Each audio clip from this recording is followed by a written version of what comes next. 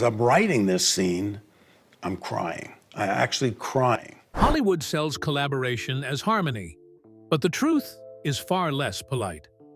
Every great film is shaped not only by trust, but by friction, by egos that collide just out of frame. Rob Reiner built a career on warmth, humanity, and precision. Yet, behind that reputation were moments where respect fractured and patience ran out. These weren't tabloid feuds. They were quiet breakdowns of trust that changed careers forever. Here are the 10 actors Rob Reiner reportedly could not stand working with, and why those clashes still echo through Hollywood history. Number 1. Chevy Chase. Their collaboration became a cautionary tale about ego unchecked. What should have been a lighthearted creative partnership collapsed under tension, control issues, and mutual frustration. For Rob Reiner, this experience marked a turning point, proof that talent alone cannot outweigh temperament when trust breaks down.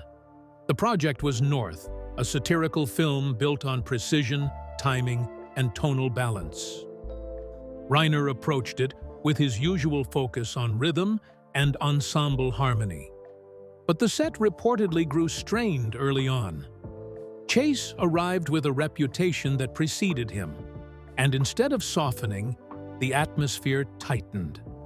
Direction was questioned, notes were resisted, and scenes slowed, as authority itself became part of the struggle, rather than a stabilizing force. For Reiner, whose career was defined by collaboration rather than confrontation, the experience was deeply unsettling. He rarely spoke critically about actors, choosing diplomacy over public judgment. Yet, years later, on North, he broke that pattern.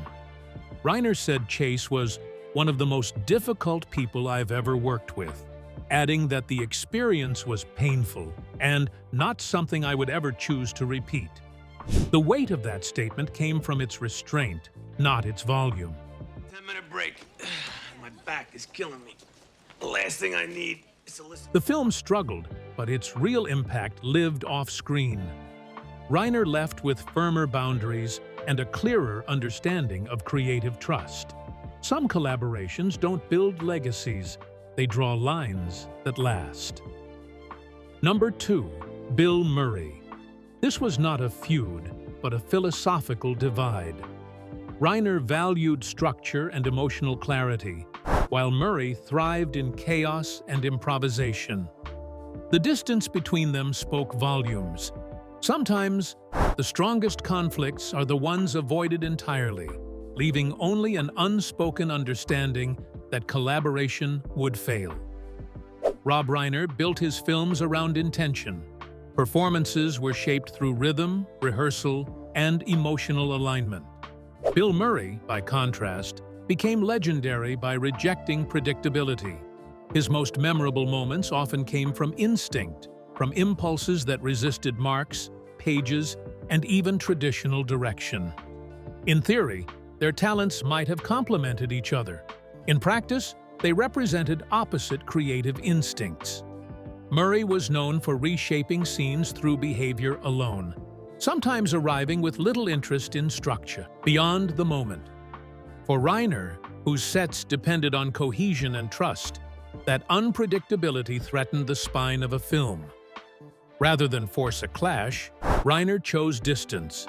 Speaking broadly about actors in interviews, Reiner once noted that some performers need complete freedom to discover the truth of a scene. It was not criticism, only recognition that such freedom can come at a cost to unity.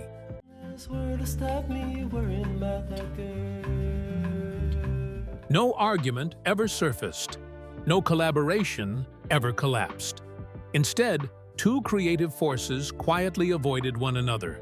Sometimes, restraint is the most deliberate creative decision of all. Number 3. Jack Nicholson. Their work together produced iconic cinema, but behind the success lay exhaustion. Nicholson's dominant presence demanded space, often challenging Reiner's authority as a director. Respect existed, but it came at a cost. The result was brilliance forged through friction rather than harmony. A Few Good Men stands as one of Rob Reiner's defining achievements, and Jack Nicholson's performance anchors its cultural memory. But the collaboration was never simple. Nicholson arrived as a commanding force, fully aware of the gravity he brought to every frame. Scenes bent around him, often expanding beyond structure through intensity alone. Reiner valued balance. He believed great scenes depended on rhythm, restraint, and shared focus. Working with Nicholson meant negotiating those values moment by moment. Direction became a conversation rather than a command. The tension was not hostile, but constant, an ongoing effort to keep the film grounded while allowing Nicholson's power to breathe. Reiner later reflected that working with Nicholson was extraordinarily demanding and required more energy than almost any film I've made. It was praise wrapped in fatigue. The friction produced something unforgettable. But when the film ended, neither rushed to repeat the experience. Some collaborations burn bright once and leave both sides quietly spent. Number 4. Kevin Costner. At the height of his influence, Costner was known for asserting creative control. Reiner reportedly struggled with this dynamic, finding the balance of power difficult to maintain. What began as professional alignment quietly dissolved, replaced by distance and an unspoken decision to move on separately. Kevin Costner's rise made him more than a leading man. He became a gravitational force. By the time Rob Reiner crossed paths with him, Costner carried not only star power but strong opinions about story, tone, and authorship. For many directors, that confidence was welcome. For Reiner, it complicated the collaborative equilibrium he relied on. Reiner's process depended on trust flowing in clear directions. He believed the director's role was to hold the emotional architecture together while actors filled it with life. Costner, however, often pushed beyond performance, involving himself deeply in narrative decisions. The result was not open conflict, but quiet tension, conversations that circled without resolution, authority that felt increasingly blurred. Reflecting generally on such dynamics, Reiner once remarked that filmmaking becomes fragile when too many people believe they are steering the same ship. The comment captured the heart of the issue without naming names. Long for the great actors I've been able to work with, really is. But I would say probably... No feud followed. No public fallout emerged. The collaboration simply faded, replaced by mutual avoidance. In the end, the decision to move on wasn't dramatic. It was practical, shaped by the quiet understanding that leadership only works when everyone agrees on who is holding the compass. Number 5. Tom Cruise. Both men were meticulous, disciplined, and driven, but in opposite ways. Cruise's relentless intensity clashed with Reiner's preference for restraint and subtlety. Their visions never aligned. The disconnect was not personal, but philosophical, revealing how different paths to excellence can repel rather than attract. Tom Cruise built his career on total immersion. Preparation was exhaustive, commitment absolute. Every moment on screen was engineered through precision and physical control. Rob Reiner, though equally exacting, approached performance from the inside out. He valued stillness, subtext, and emotional understatement over spectacle. On paper, the pairing made sense. Two professionals obsessed with craft. In practice, their methods spoke different languages.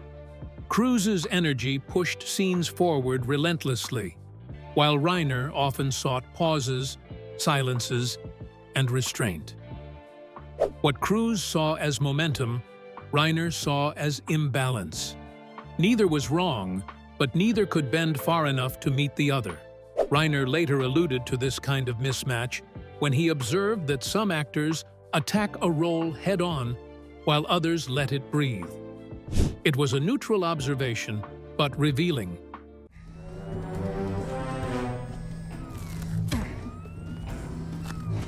No argument ever erupted.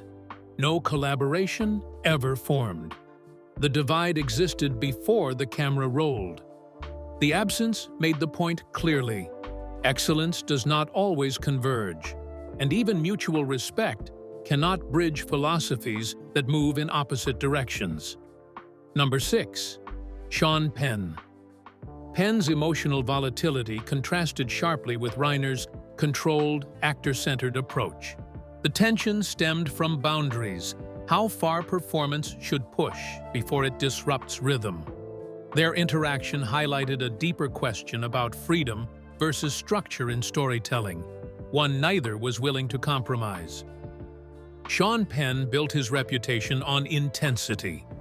His performances were confrontational, raw, and often deliberately uncomfortable. He believed truth emerged through pressure, even chaos.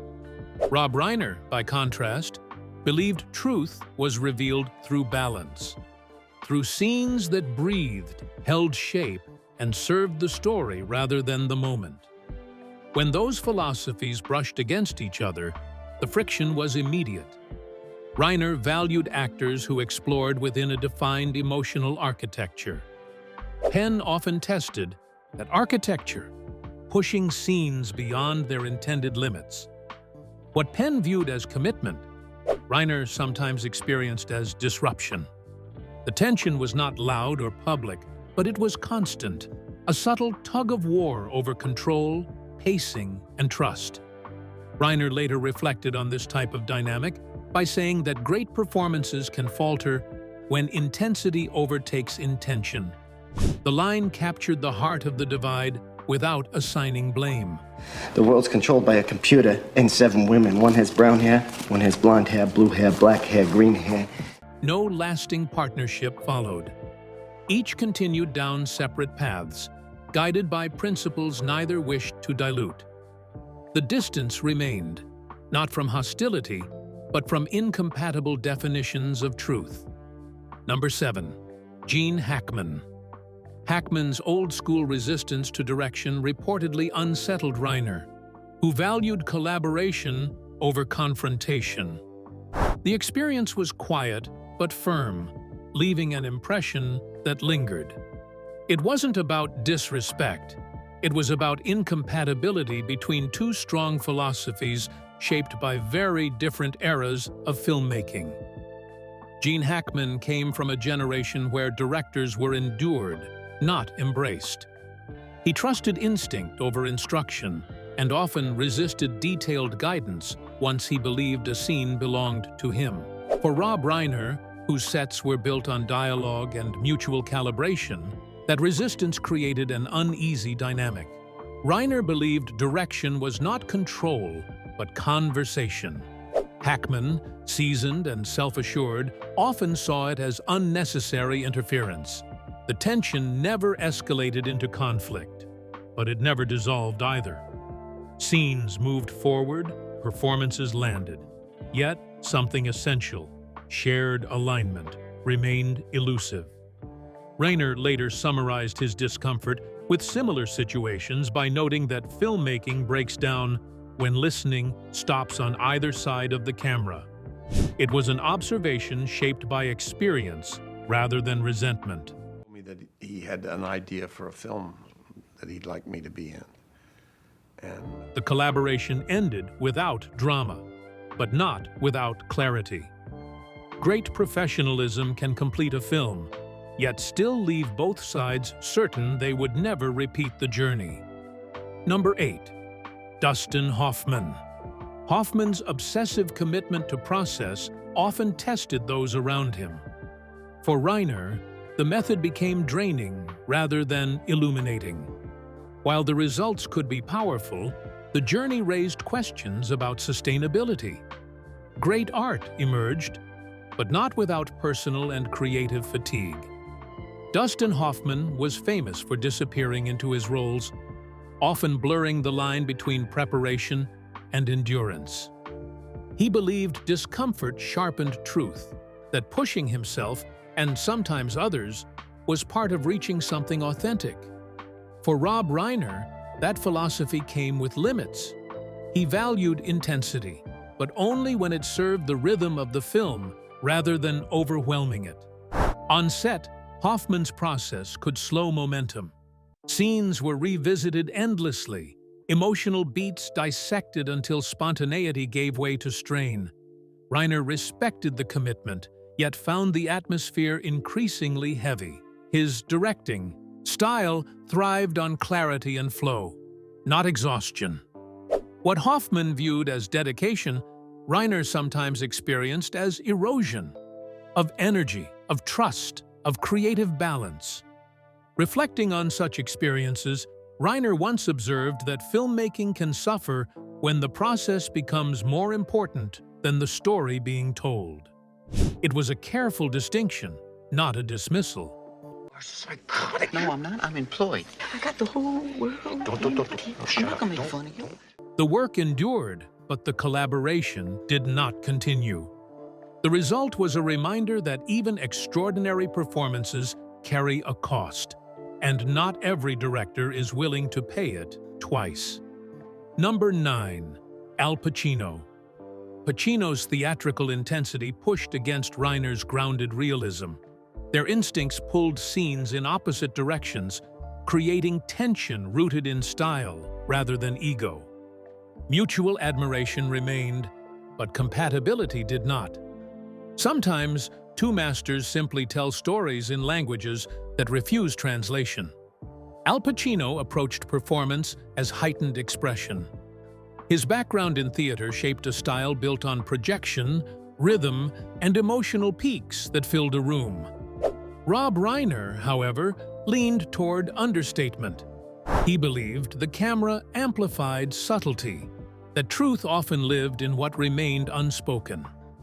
When those instincts met, scenes stretched in conflicting directions. Pacino's presence naturally dominated space. Moments grew larger, sharper, more forceful. Reiner, watching the balance shift, often sought restraint. Pauses, quiet reactions, a pull back toward realism. The tension wasn't personal. Both men respected craft deeply, but respect could not reconcile their opposing ideas of how emotion should land on screen. Reiner later hinted at this divide when he remarked that some performances are designed to fill a theater, while others are meant to survive a close-up. The observation spoke volumes. Let's say that's the bad guy. No lasting collaboration followed, only admiration from a distance. Their brief alignment proved that mastery does not guarantee harmony, only conviction. Number 10. Mel Gibson. Even before public controversies reshaped his image, Gibson reportedly clashed with Reiner on temperament and worldview. The divide was ideological as much as creative. For Reiner, whose work leaned toward empathy and balance, the disconnect felt fundamental and final. Mel Gibson approached storytelling through confrontation. His performances favored moral certainty, intensity, and emotional extremes delivered without hesitation. Rob Reiner, by contrast, gravitated toward nuance. His films often explored ambiguity, stories where empathy softened conflict and complexity mattered more than dominance. When those sensibilities brushed against one another, the mismatch surfaced quickly. Reiner valued collaboration grounded in shared values, not just professional competence. Gibson's instincts leaned toward absolutes, shaping characters through force rather than reflection. The issue was not talent or discipline, it was direction. Reiner believed tone carried responsibility, that filmmaking shaped how audiences understood humanity, power, and consequence. Gibson's approach moved along a different axis entirely. Speaking about his guiding principles as a filmmaker, Reiner once said he was drawn to stories that expand empathy rather than narrow it. The remark quietly explained why certain partnerships never materialized. I can't promise you that I will bring you all home alive. No collaboration followed, and none was sought. The separation was deliberate, shaped by an understanding that some creative divides are too deep to bridge. Hollywood remembers finished films, not the fractures behind them. Yet Rob Reiner's career was shaped as much by who he chose not to work with as by the collaborations that endured. Each quiet separation revealed something essential about creative alignment, how philosophy, temperament, and values mattered just as much as talent. These stories remind us that conflict in art is rarely explosive. More often, it's subtle, a pause, a refusal, a door never reopened. And those moments shape legacies as deeply as any success ever could. If one of these stories shifted how you see collaboration, share your thoughts below and subscribe for more quiet truths from Hollywood history.